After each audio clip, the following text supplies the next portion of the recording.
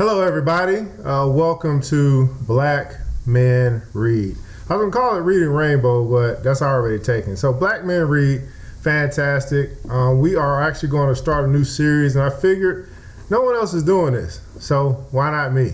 So we're going to start reading, and today we're going through the 48 Laws of Power. So we're going to go through a chapter a day. We might skip Sunday, maybe skip Saturday. Basically, Monday through Friday, we'll be going through a chapter a day. And if you find some other books that you feel are relevant for us to go through, just leave them in the comments below. And I might pick that up and start reading that as well. And we can kind of read together. So 48 Laws of Power by Robert Greene. If you don't know about this book, get it, follow along with us. And we're going to start with chapter 1. It's the first law. First law is never outshine the master.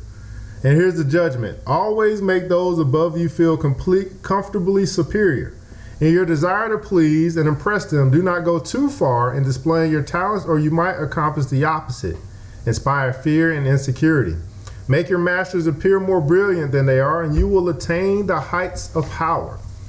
And they have a transgression of the law and observance of the law, but we're actually going to read the keys to power, and we'll do this on every one that we go through. So the keys to this particular law is everyone has insecurities.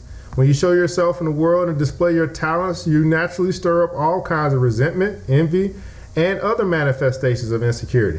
This is to be expected. You cannot spend your life worrying about the petty feelings of others. With those above you, however, you must take a different approach. When it comes to power, outshining the master is perhaps the worst mistake of all. Do not fool yourself into thinking that life has changed much since the days of Louis the 14th and Medicis. Those who attain high standing in life are like kings and queens. They want to feel secure in their positions and superior to those around them in intelligence, wit, and charm. It is a deadly but common misperception to believe that by displaying and vaunting your gifts and talents, you're winning the master's affections.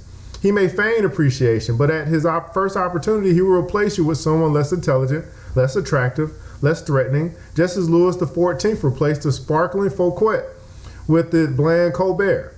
And as with Louis, he will not admit the truth, but will find an excuse to rid himself of your presence. This law involves two rules that you must realize. First, you can inadvertently outshine a master simply by being yourself. There are masters who are more insecure than others, monstrously insecure. You may naturally outshine them by your charm and grace. No one had more natural talents than Astor Manfredi, Prince of Faenza. The most handsome of all young princes of Italy, he captivated his subjects with his generosity and open spirit. In the year 1500, Cesare Borgia laid siege to Faenza. When the city surrendered, the citizens expected the worst from the cruel Borgia, who, however, decided to spare the town. He simply occupied its fortress, executed none of its citizens, and allowed Prince Manfredi, 18 at the time, to remain with his court in complete freedom. A few weeks later, though, soldiers hauled Astor Manfredi away to a Roman prison. A year after that, his body was fished out of the river Tiber, a stone tied around his neck. Borgia justified the horrible deed with some sort of trumped-up charge of treason and conspiracy, but the real problem was that he was notoriously vain and insecure. The young man was outshining him without even trying. Given Manfredi's natural talents, the prince's mere presence made Borgia seem less attractive and charismatic. The lesson is simple. If you cannot help being charming and superior, you must learn to avoid such monsters of vanity. Either that or find a way to mute your good qualities in the good company of a Cesare Borgia. Second, never imagine that because the master loves you, you can do anything you want. Entire books could be written about favorites who fell out of favor by taking their status for granted, for daring to outshine. In the late 16th century Japan, the favorite of Emperor Hideyoshi was a man called Senor Riku, the premier artist of the tea ceremony, which had become an obsession with the nobility. He was one of Hideyoshi's most trusted advisors, had his own apartment in the palace, and was honored throughout Japan. Yet in 1591, Hideyoshi had him arrested and sentenced to death. Riku took his own life instead. The cause of this sudden change of fortune was discovered later. It seems that Riku, former peasant and later court favorite, had a wooden statue made of himself wearing sandals, a sign of nobility, and posing loftily. He had this statue placed in the most important temple inside the palace gates in clear sight of royalty who often would pass by. To Hideyoshi, this signified that Riku has no sense of limits, presuming that he had the same rights as those of the highest nobility. He had forgotten that his position depended on the emperor, and had come to believe that he had earned it on his own. This was unforgivable miscalculation of his own importance, and he paid for it with his life. Remembering the following: never take your position for granted, and never let any favors you receive go to your head. Knowing the dangers of outshining your master, you can turn this law to your advantage. First, you must flatter and puff up your master. Overt flattery can be ineffective but has its limits. It is too direct and obvious and looks bad to other courtiers. Discreet flattery is much more powerful. If you are more intelligent than your master, for example, seem the opposite. Make him appear more intelligent to you. Act naive. Make it seem that you need his expertise. Commit harmless mistakes that will not hurt you in the long run, but will give you the chance to ask for his help. Masters adore such requests. A master who cannot bestow on you the gifts of his experience may direct rancor and ill will at you instead.